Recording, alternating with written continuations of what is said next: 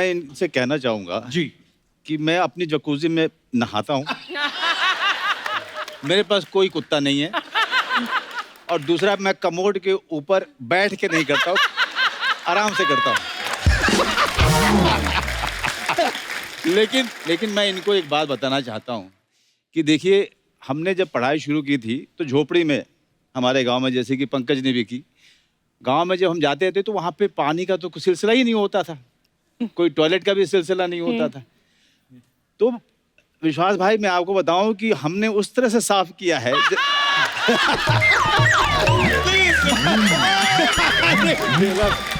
अब आपको बताता हूं। नहीं, सुनिए, जानना है ना।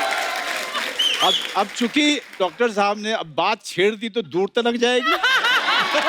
हैं? अब आप सोचेंगे कि पानी है नहीं, और आप फिर साफ कैसे करें? तो क्रिएटिविटी गांव के लड़कों में बहुत ही कमाल की होती है। दिख रही है। जमीन पे बैठिए और ऐसी जगह देखिए जहां धूल हो। ऐसे नहीं कहते, मिट्टी से जुड़े हुए कलाकार। और उसके बाद ऋतिक रोशन के स्टेप कीजिए।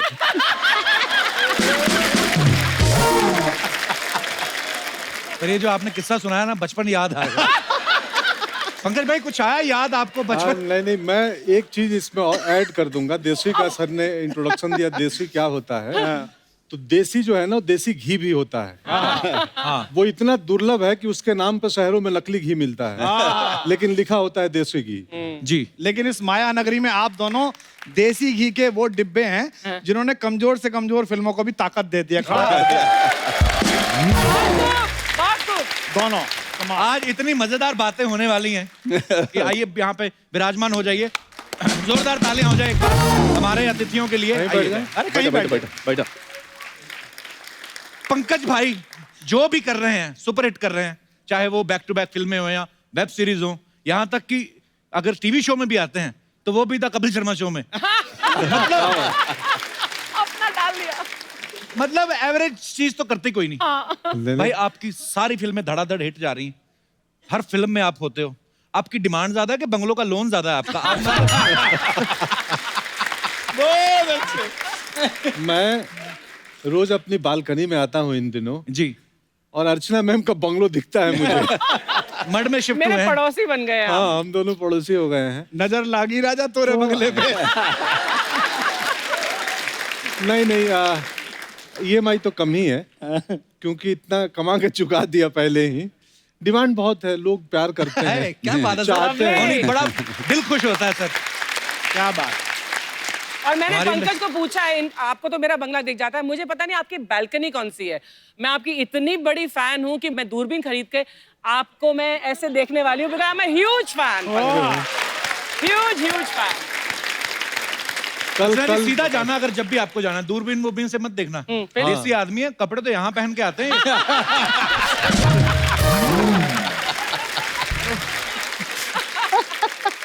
भाई आप फिल्मों में जब किरदार करते हो बड़े मजेदार होते हैं और इतने भोले दिखते हो आप सच्ची में भोले हो भाई के गुन्ने हो आप? मैं सच में भोला ही हूँ। मतलब मैं जब आप दोनों बात शुरुआत में कर रहे थे तो विंग्स में बैठे मैं डर रहा था कि मैं जाके बोलूंगा कि मेरी धड़कन 72 नहीं 84 So थी। sweet।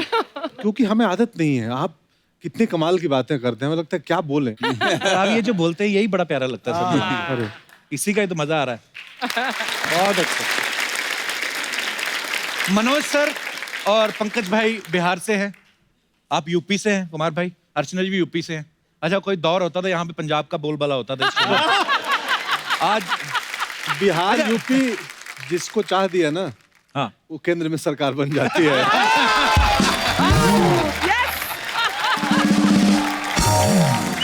ये वही है जो अभी कह रहे थे मैं भोला हूँ। कटाक्ष आता है इनका, एक आता है, कटा के आता है। तो मेरा सवाल ये था सर, आप बिहार से हैं, आप बिहार से हैं, आप यूपी से हैं, आपकी दोस्ती कैसे हुई? देखो, बिहार और यूपी जो है ना, वो हरकतों में साड़ू हैं। सही है। कैसे मतलब? साड़ू समझते हो ना? हाँ हाँ। नहीं, कई जगह अर्चना जी साड़ू समझते नहीं है। मैं एक बार आईआईटी में गया तो वहाँ बिल्कुल एक बॉम्बे स्टाइल की लड़की थी, तो मैंने साड़ू बोला तो लोग हंसे। तो उसने मुझसे पूछा, sir what is saadu? There was a huge laughter. तो मैंने उसको कहा कि एक ही दुकान से लुटे हुए 2 ग्राहक, तो साड़ू कहलाता है।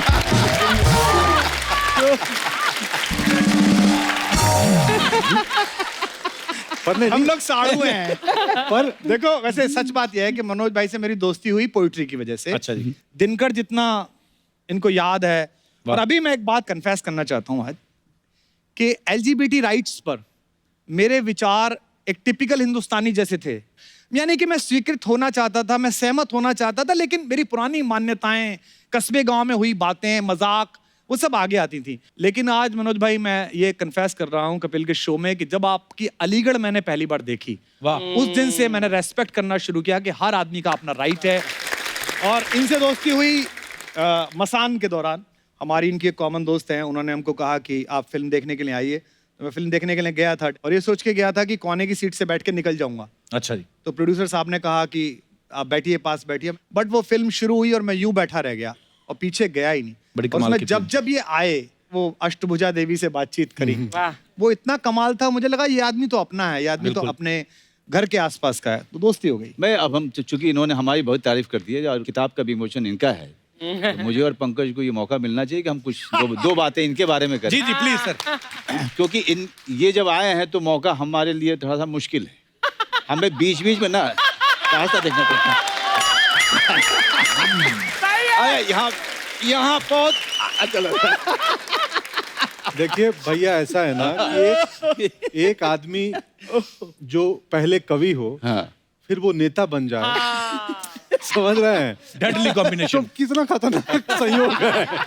ये तुम तारीफ कर रहे हो कि निंदा कर रहे हो? ये वो आदमी जो कह रहा था मुझे बोलना नहीं आता है। लेकिन कुमार के बारे में एक बात मैं बताऊं कि जब हम लोग 30 के आसपास हो रहे थे, उस समय में हमारी पूरी की पूरी कोशिश ये थी कि हमारी अंग्रेजी अच्छी हो जाए। अच्छा जी। मैं अंग्रेजी को भाषा नहीं मानता, खास करके इस हिंदुस्तान में, क्योंकि जी। इसको भाषा के तौर पे कभी लिया ही नहीं गया। इसको एक स्किल के तौर पे लिया गया कि अगर ये आपको नहीं आता है तो आपको मौका नहीं मिलेगा। तो उस दौरान में एक युवा कवि आता है और पूरी की पूरी जो साहित्य है उसको पलट के रख देता है, उसको जनमानस तक लेके जाता है। वाह। और वो है कुमार विश्वास। क्या बात। और ये काम अपने समय में दिनकर साहब ने किया था, जब उन्होंने जो क्लिष्ट हिंदी थी उसको उन्होंने बोलने चालने की भाषा में परिवर्तित किया और उसमें बड़ी बड़ी बातें की और गांव-गांव तक कविता को पहुंचाया था। और वही काम श्री हरिवंश राय बच्चन जी ने भी किया था। क्या बात है, वाह। 2 लोगों ने किया था। हमारे समय में जब कपिल शर्मा अपने एक शो से बहुत बड़ा स्टार बनता है, मेरे लिए वो फक्र की बात नहीं है। मेरे लिए फक्र की बात यह है कि एक आदमी आता है और इतने बड़े मन से अपनी भाषा पे गर्व करता हुआ यहाँ खड़ा होता है और अंग्रेजी वाले लोग भी यहाँ आना चाहते हैं। क्या बात। Thank you. Really. Pankaj Tripathi जैसा आदमी जब गांव से निकलता है, मेरे गांव के पास के ही हैं, और उसी तरीके की संस्कृति से, उसी तरीके के परिवार से मैं भी आता हूँ जिस तरह के परिवार से ये आते हैं। और आपकी बदौलत मैं अभिनेता बना हूँ। सॉरी काट रहा हूँ, मेरे आप इंस्पिरेशन है। अरे थैंक यू वेरी मच यार। एक्चुअली ऐसा हुआ मनोज सर, आज आप साथ में आए हैं, लेकिन जब भी पंकज भाई आए हमेशा उन्होंने आपका जिक्र किया है कि कैसे उनका आना हुआ। सॉरी आपकी मैं थोड़ा बात शर्मा जाता हूँ इसलिए क्योंकि एक किस्सा इसने मुझे वासेपुर के दौरान सुनाया था। तो हम लोग बिहार वाले जो है थोड़ा सा खैनी वनी खा लेते हैं कभी कभी। हमारे यहाँ की सारी सरकारी जो बिल्डिंग है, उनका निचला हिस्सा आप देखिएगा। इसका प्रमाण है। लेकिन नहीं, उसमें मनोज भाई, हमारे अर्चना जी, हमारे सरकारी बिल्डिंग है, उसके निचले हिस्से पे ऐसी अमूर्त कलाएं, ऐसी एब्स्ट्रैक्ट आर्ट बनी होती है कि दुनिया का बड़ा से बड़ा कलाकार आके बहुत देर देखता रहता है कि ये गाय चराता हुआ चरवाहा है कि जलेबी बनाता हुआ हलवाई है। लेकिन मैं इनको विश्वास दिलाता हूँ कि उनमें से किसी भी आदमी ने वो काम नहीं किया होगा जो हमारे गांव से आया होगा। बिल्कुल नहीं। हमारे गांव का आदमी मतलब मुंह में रख करके पूरा दिन निकाल देगा, लेकिन थूकेगा नहीं। वाह। मुझे इससे एक किस्सा याद आया, सॉरी अब सुना ही दूं मैं वो किस्सा, कि हमारे यहाँ 4 भाइयों का और उनके पिताजी हैं, उनका परिवार है। अच्छा जी। तो घर में पान की परंपरा है, घर में ही पान का डब्बा होता है, रखा जाता है। तो पिताजी और चारों भाई बनारस जा रहे थे नहाने, तो घर से निकले, अरे पान बना हुआ हो तो पान बना और चारों मुंह में डाल लिए। एक बड़े भाई चला रहे हैं, पिताजी आगे बैठे हैं और बाकी 3 भाई पीछे।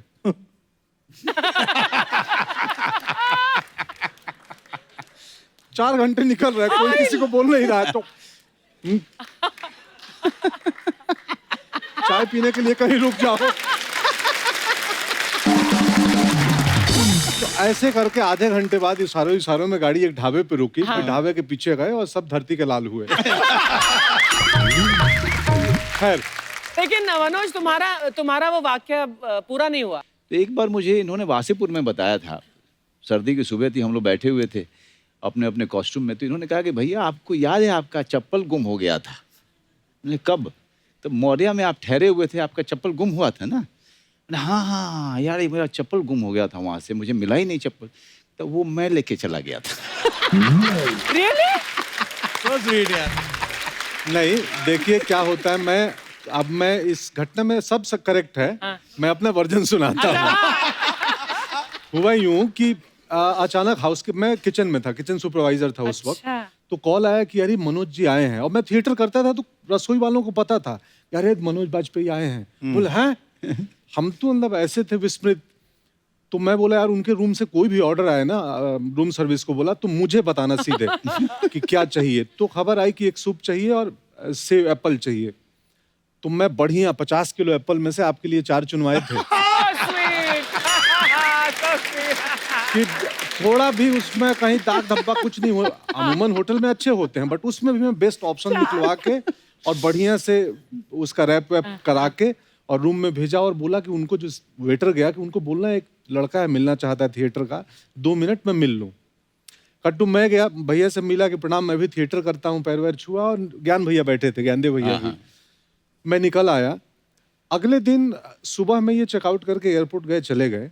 तो आम तरह पे बड़े होटलों में आपका कोई छोटा मोटा चीज छूट गया तो हाउसकीपिंग डिपार्टमेंट में वो इत्तला की जाती है।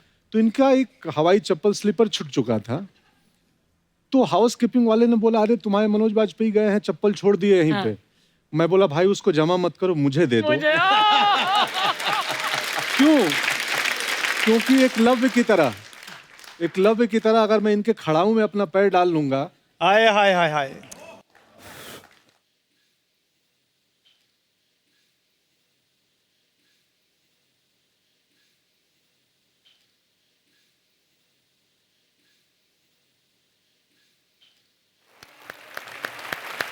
Whoa! How great! क्या बात है पंकज, प्राउड ऑफ क्या बात है, वाह। That is such a sweet story and there's so वाह। much emotion in it. मेरे लिए इन सब लोगों की सफलता और इन सब लोगों की बातें, मुझे नहीं लगता है कि कोई भी अवार्ड इससे बड़ा होगा कभी। क्या बात। कभी। मैं ये जो यहाँ हुआ है, यहाँ होता नहीं है। कपिल शर्मा शो में ये नहीं होता है। लेकिन मुझे मुनव्वर राना साहब का एक शेर याद आ रहा है जी प्लीज। कि खुद से चलकर नहीं ये तर्जे सुखन आया है। वाह। खुद से चल के नहीं ये तर्जे सुखन आया है, पांव दाबे हैं बुजुर्गों के तो फन आया है। तो मनोज सर, जैसे पंकज भाई ने बताया कि आप उनके लिए इंस्पिरेशन हैं, आप किन से इंस्पायर थे जब आप पहली देखिए बार? बचपन में तो सिवाय श्री अमिताभ बच्चन जी के तो हमें कुछ दिखता ही अरे नहीं वाह। था। क्या बात है। जी। लेकिन जब रंगमंच करने के लिए मैं दिल्ली पहुंचा जी। तो वहीं पे बता दिया गया है कि मेरी औकात क्या है। क्योंकि शराब को शराब बोलता था और जहाज को जहाज बोलता था। तब लोगों ने कहा कि अरे यार नसीरुद्दीन शाह की फिल्में नहीं देखी है तुमने? हम कहाँ से देखते, बेतिया शहर में नसीर साहब की फिल्में नहीं लगती थी। हाँ। उन लोगों की जो फिल्में धीरे धीरे फेस्टिवल्स वगैरह में जाके देखनी शुरू की, अभिनय की बारीकियां। तो मैं आपको बताऊं कि मेरे लिए ना ओमपुरी साहब, नसीर साहब, मेरे लिए ऐसा था कि ये लोग मिल जाएंगे तो मेरा जीवन जो है बन जाएगा, है ना। अच्छा। और आज भी नसीर साहब को मैं रात को कभी 12-1 बजे मैं बहुत इमोशनल हो जाता हूँ, बहुत ज़्यादा। अच्छा। तो अचानक से जो है उनको फ़ोन लगाता हूँ, तो उस दौरान में मैं पिया हुआ करता था, तो उस दौरान में कुछ ज्यादा फोन चले जाते थे। ये अच्छा है। तो उस समय अचानक इमोशनल होके फोन करता था उनको, और सिर्फ इतना बोलता था, आई लव यू नसीर भाई। सिर्फ ये बोलने के लिए। How sweet. मुझे लगता है कि अभिनय की बारीकियां इस हिंदुस्तान को नसीर साहब और ओमपुरी जैसे लोगों ने दी। बिल्कुल। और पंकज कपूर साहब ने, रघुवीर यादव, अनु कपूर उस दौरान में। और मैं एक बात इसके साथ ही अंत करना चाहूँगा कि हमने विश्व भर का सिनेमा देखा है और अभी भी देखते हैं, शोज देखते हैं। मेरा अपना मानना है कि नसीरुद्दीन शाह और ओमपुरी से बड़ा कलाकार इस विश्व में पैदा ही नहीं हुआ। बिल्कुल। क्योंकि हम लोग रॉबर्ट डिनीरो, पचिनो की बात करते हैं, बहुत अच्छे कलाकार हैं लोग, उनको भी देख के हमने सीखा है। लेकिन नसीरुद्दीन शाह और ओमपुरी साहब का देखिए, अपनी जवानी में ऐसी ऐसी फिल्में बिना पैसे की है उन लोगों ने, और 30-30 दिन में, 20-20 दिन में, 25 दिन में, गरीबी और भूखमरी में जो ग्रेट काम किया है उन्होंने। कोई रॉबर्ट डिनीरो करके दिखा दे, कोई पचिनो करके दिखा। वाह वाह। जैसे मनोज सर ने कहा ना कि हम लोग हिंदी भाषा में पढ़े लिखे हैं, इंग्लिश हमारे लिए हवा ही था, एक्चुअली स्किल माना जाता है। और जैसे आपने कहा कि इंग्लिश फिल्मों का जिक्र, जब मैं भी नया नया बॉम्बे आता तो 4 लड़कियां इधर उधर इंग्लिश में बातें करें, अच्छा तब बड़ा फील होता था कि हम क्या बात करें, क्योंकि हमने तो वही 2 देखी हैं, जुरासिक पार्क और टाइटैनिक। वो ऐसी 4 लड़कियां कोई चैनल से, कोई you know what that picture was. अच्छा हिंदी में आप बड़ी भारी बात भी कर लो ना कि हमारे ये वो, इंग्लिश में कोई वैसे ही बोल जाए और ऊपर से सामने वाले को आती ना हो, but you know what will the consequences, तो आदमी वैसे कहता कि अच्छा वो लड़कियां जब बात करती थी ना चैनल से और इधर उधर दूसरे artist, even that film you know that Robert De Niro was too good, और फिर हमें अपना पक्ष भी रखना पड़ता था। वो बात कहीं और ही चल रही, बीच में मैं बोलता था even Titanic was mind blowing. बड़ा फंस जाता है आदमी।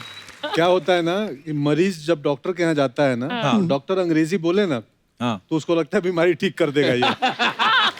अब ये तो ठीक कर ही देगा यार। और कोई बोल दे हाँ क्या हुआ है, बैठो इधर मुंह खोलो। एंड यही चीज आप इंग्लिश में बोलो, कैसे बोलेंगे sir? What happened? Sit here, open your mouth. तो लगता है यार गुरु ये ठीक कर देगा कुछ। एक ही चीज है, दोनों बोलेंगे। पढ़ा लिखा डॉक्टर है। और यहाँ पे मुंबई जैसे शहरों में आधा डॉक्टर तो पेशेंट ही होता है, वो खुद ही डॉक्टर को जाके बोल देते ना, sir last night I had problem, throat problem. अच्छा ये डॉक्टर यहीं पे कामयाब है, इनको छोटे शहर ले जाओ। अगर पेशेंट ने आगे बोला डॉक्टर साहब रात से गुड़ू गुड़ू हो रहा है, अब आप बताओ माइका लाली की कौन सी एमबीबीएस बुक में लिखा है गुड़ू गुड़ू का मतलब क्या होता है? तो ये अपने देसी लोग ही समझते हैं। जहाँ हिंदी चलती वहाँ हिंदी ही चलेगी। हमारी दीदी है एक, हाँ तो उनको दर्द होता है ना, तो ए डॉक्टर साहब क्या हुआ? बोले पैरवा गन गन कर रहा है। अब वो डॉक्टर कलकत्ते में गन गन कर रहा है, तब उसको लगे गन गन क्या कर रहा है, दर्द को गन गन बोलती है, बहुत गन गन कर रहा है पैर। अब समझ लो।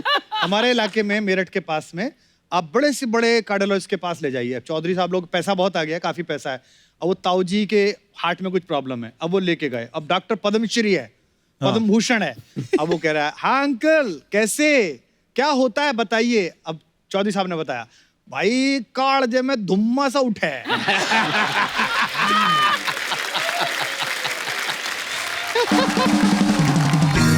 मेरा एक कजिन जो है चक्रपाणी, वो हमारे पड़ोस में ही इसका क्लिनिक है, तो मैं अक्सर उसके पास जाता हूँ, बड़ा जॉली। तो वो लिख के देता है, एक आ गई ताई, उनके घुटनों में प्रॉब्लम है, दर्द है, तो उन्होंने उसको दिया लिख के, कोई बात नहीं ताई जी, ये मैं लिख रहा हूँ और इसे सुबह शाम रगड़ लेना। उन्होंने पर्ची उठाई और फिर बोली, भाई यो जिधर से लिख रही है उधर से रगड़नी है।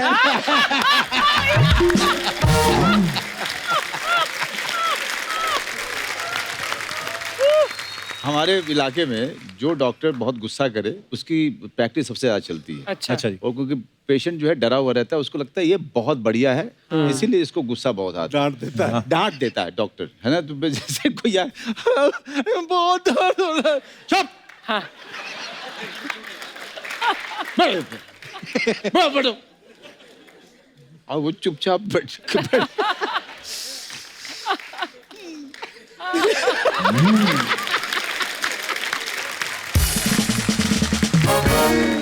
एक डॉक्टर थे, वो कलाकार भी थे, अच्छा। बहुत बड़े डॉक्टर थे, सच में मूर्धन्य अद्भुत डॉक्टर थे। तो वो कोई मरीज आया उनके पास, एक निकला और एक पेशेंट अंदर गया तो हो सकता है वो 1 घंटे भी लग जाए। अंदर क्या हो रहा है बाहर कंपाउंडर को कुछ पता नहीं है। बोला रुक जाओ, वो निकलेगा तभी जाना है, ऐसे मैं झांक नहीं सकता। तो वो ना आके बैठ गया, हाँ क्या हुआ है, तो बताना शुरू किया। सितार बजाते थे वो सितार लेके और बैठो। तो आधा घंटा वो सितार बजाएंगे, वो सुन रहा है और लास्ट में बोले हाँ बोलो क्या है, तो बोला कुछ नहीं, ऐसा ऐसा हुआ था। अब वो अपनी बीमारी को कम कर देता था आधे घंटे में। तो बहुत सस्ती दवाएं लिखते थे, 2 रुपए की दवाएं ले जाओ, खा लेना 10 दिन। हाँ जाओ, जाते हुए सुनो कैसा लगा जो बजाया मैं। वो अब गांव खेड़े के लोग सितार क्या समझे, बोले अच्छा था, वेरी गुड, जाओ ठीक हो जाओगे। अच्छा भाई, वो भी आजकल वो ये ट्रेंड मैंने मुंबई में देखा है कि डॉक्टर आता है और आपको पर्ची लिख के दे दवाई बाहर से। हमारे वहां तो डॉक्टर खुद ही देता था। ये डॉक्टरों पर है क्या शो? है ना, डॉक्टर कुमार विश्वास आए तो डॉक्टर को बात होनी चाहिए। एक और किस्सा याद आ गया मेरा, हाँ जी, हाँ जी, छोटा सा। please। हम बचपन में पढ़ते नहीं थे गांव में, पढ़ाई में मैं भी बहुत एवरेज सा था। तो एक किस्सा हर घर में चलता था पूर्वांचल में, खासकर बिहार यूपी के उस इलाके में, कि नहीं पढ़ोगे तो क्या नुकसान होगा। एक बुढ़िया औरत गई, पढ़ी लिखी नहीं थी, डॉक्टर के यहाँ दवाई लेने। डॉक्टर ने 2 बोतलें दी उसको। हाँ। और भोजपुरी में बोलते हैं लगाने को लगाएम। लगा अरे दादी ये इसको लगाएम और इसको पिलाएम, मतलब पीना और इसको लगाना। तो बोली हम तो पढ़ल लिखल नहीं थे डॉक्टर साहब। तो बोले बाएं हाथ में पकड़ी, ये क्या है, लगाएम, और दाहिने हाथ में पियाएम। अब घर तक तुम याद करते जाओ, लगाएम पियाएम लगाएम पियाएम। अब वो बुढ़िया अनपढ़ थी, घर के लिए निकली, लगाएम पियाएम लगाएम पियाएम लगाएम पियाएम, रास्ते में मिस हो गया। ये लगाएम ये पियाएम, तो जो लगाना था उसको पी गई और जो पीना था उसको लगा दी। तो इसलिए पढ़ना जरूरी है कि डॉक्टर।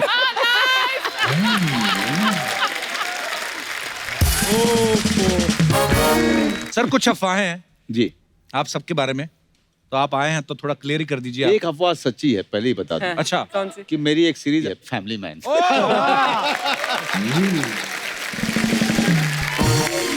बहुत ही कमाल का सीरीज है और मैं चाहूंगा कि सब लोग देखिएगा, उसमें आपको बहुत ही करारा निश्चित रूप। जवाब मिलेगा।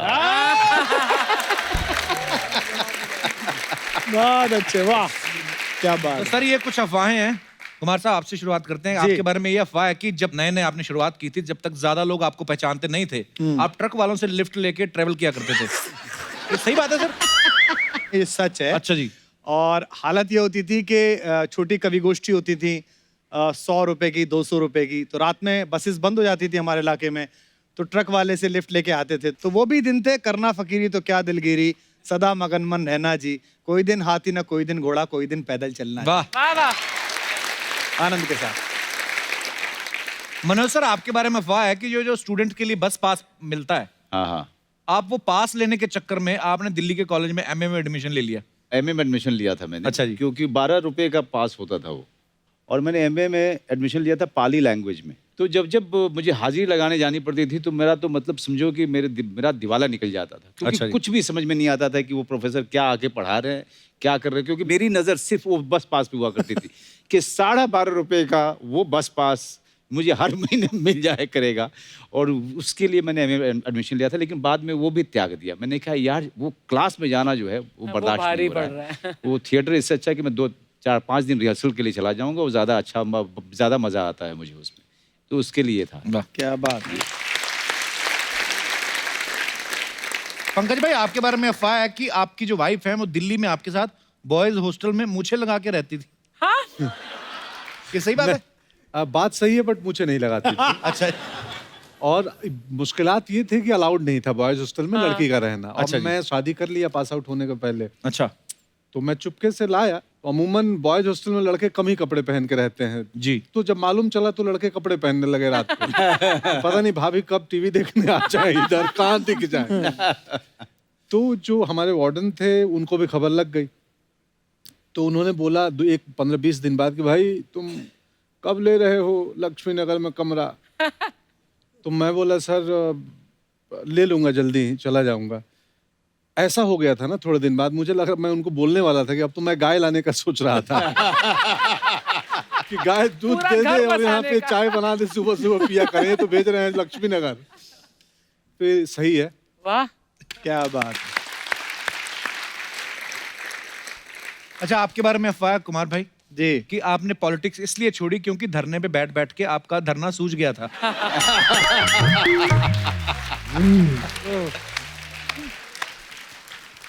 मतलब ये अफवाहें लोगों की हैं। नहीं नहीं, ये तो देखो पॉलिटिक्स तो मैंने नहीं छोड़ी है। और पॉलिटिक्स में मैं दो अलग अलग शब्द हैं, एक है वांछित, आदमी का मन होता है जी। और एक होता है जरूरत नहीं है। मुझे लगता है कि इस वक्त शायद उतनी ज्यादा जरूरत नहीं है जी। और हमको खुद को देश के लिए तैयार रखना चाहिए। जिधर जो अच्छा हो वो बोलना चाहिए, जो बुरा हो उसके खिलाफ भी बोलना चाहिए। लेकिन हाँ, ये धरने वाली बात जो है थोड़ी थोड़ी है कि मुझे उससे डर तो लगता ही है, इतनी देर बैठना पड़ता है। वो बड़ी लाठियां खाई। पंकज भाई, ये अफवाह है कि कॉलेज के दिनों में आप 7 दिन जेल की हवा भी खा चुके हैं? हाँ हाँ, हाँ? ये क्यों मतलब? मैं वही छात्र राजनीति में इनकी तरह मैं भी था। ओह, मुझे बड़ी पिटाई लगी थी। अच्छा जी। बट पुलिस वालों को ना एक बात पता नहीं, आप कितना उनको मारने का तरीका मालूम होता है। वो हाँ। ऐसे मारते हैं कि फ्रैक्चर ना हो। हाँ तबलों पे मारते हैं ज्यादा। हाँ। ओह माय तो अब गॉड। देखिए क्या हाँ। पॉलिटिक्स है, मतलब पर पंकज भाई, ये कहाँ से आइडिया आया था आपको पॉलिटिक्स में जाने का? अब करना चाहते थे पॉलिटिक्स आप? आप नौजवान होते हैं ना, तो आपके अंदर कहीं ना कहीं जाने की इच्छा होती है कि कहीं तो जाएं। तो हमारे अंदर राजनीति में जाने की आ गई थी। मनोज सर, आपके बारे में ये अफवाह है कि आपकी बिल्डिंग में जो सब्जी वाला आता है वो महंगी सब्जी देता है, इसलिए कभी कभी आप आज भी खुद खरीदते हुए घर जाते हैं। जी, शास्त्री नगर में एक सब्जी वाली है, तो झूठ नहीं है। मैं सुबह सुबह जो है मैं चला जाता हूँ 7:30-8 बजे। हर 3 दिन में आप मुझे वहाँ पे सब्जी खरीदते हुए पा सकते हैं। और सब्जी खरीदना मुझे बहुत ही अच्छा लगता है, पता नहीं क्यों। कि उसका हो सकता है कि किसान परिवार होने के कारण, या फिर सब्जी वाली पसंद हो शायद।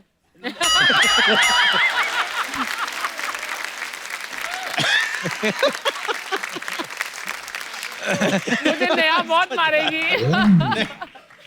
आज तो अर्चना जी का पूरन सिंह बाहर आ रहा है।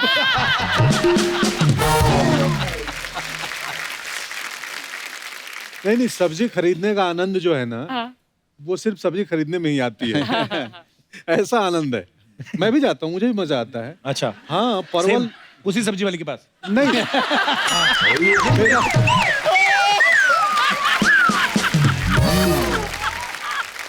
पंकज भाई, आपके बारे में एक और अफवाह है कि एक बच्चा आपके साथ अपनी फोटो दिखा के दावा करता है कि आप उसके पापा हो। हाँ? सब्जी खरीद के सीधे घर जाया करो भाई। नहीं, ये घटना हुई थी वैसे दुकान में एक दफे। मतलब मुझे कोई दूसरा आदमी आया और वो लड़का था एक दूसरा, तो उसके साथ एक लेडी थी। वो बोली कि ये फोटो देखिए, आप ही हैं। तो मैं था, मैं बोला मैं हूँ। बोला ये बच्चा कौन है? मैं बोला मुझे नहीं मालूम कौन है, एक्टर हैं, बहुत लोग तस्वीरें खिंचाते हैं। हाँ। बोला आप इसको नहीं पहचानते? मैं बोला नहीं, क्यों? बोला ये तो अपनी कोचिंग में बोलता है कि आप ये हमारे पापा हैं। मैं सदमे में आ गया। ये सीरियस मामला हो सकता था कि अरे यार। Really? अब मुझे लगा यार वो बच्चे की क्या मनस्थिति है, क्यों ऐसा बोलता होगा। हाँ। तो ये घटना सच में हुई थी, पटना के एक दुकान में हुई थी। और मैं शौक था कि अरे ऐसा फोटो कैसे। खिंचवा के भूल गए थे या?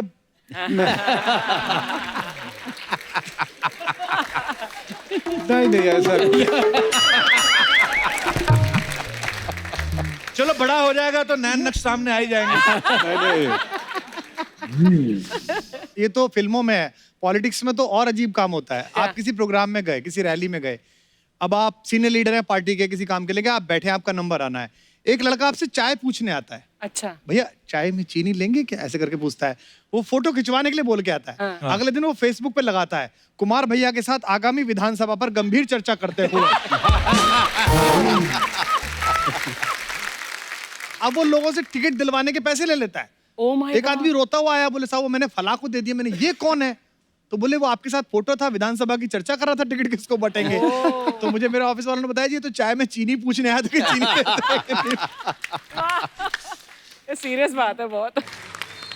हेलो, जी जी जी madam. Hello Kapil sir. Hello. मैं आस्था शर्मा हूँ, सहारनपुर उत्तर प्रदेश से। जी आस्था, स्वागत है और आपका। कुमार जी, मैं आपकी बहुत बहुत बड़ी फ़ैन हूँ।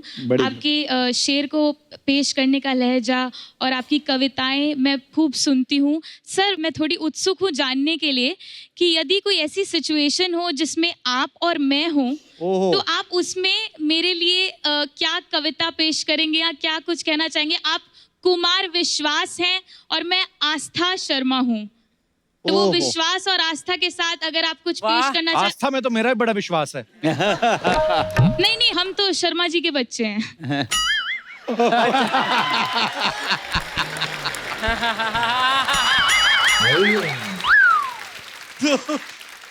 आस्था, बहुत अच्छे, बहुत शुक्रिया आपको, और ईश्वर आपको ऐसी सिचुएशन में डाले और मुझसे बेहतर और मुझसे खूबसूरत अशार कहने वाला कोई शायर दिल आदमी आपसे इश्क करे। आप इतनी खूबसूरत हैं, आपके लिए और अच्छे शेर कहे। शुक्रिया। लेकिन अगर ये सिचुएशन हो तो मैं ये गीत गाना चाहूंगा, मैं आपको सुनाता हूँ। जी। कि एक मैं हूँ यहाँ एक तू है, सिर्फ सांसों की ही गुफ्तगू है। वाह वाह। गाइए मेरे साथ। एक मैं हूँ यहाँ एक तू है, सिर्फ सांसों की ही गुफ्तगू है। अब मैं इसे सीन बना रहा हूँ, जैसा ये सोचती हैं जी। कि जुल्फे हैं चेहरे पर आपके और आप किसी की गोदी में लेटे हुए हैं। वाह।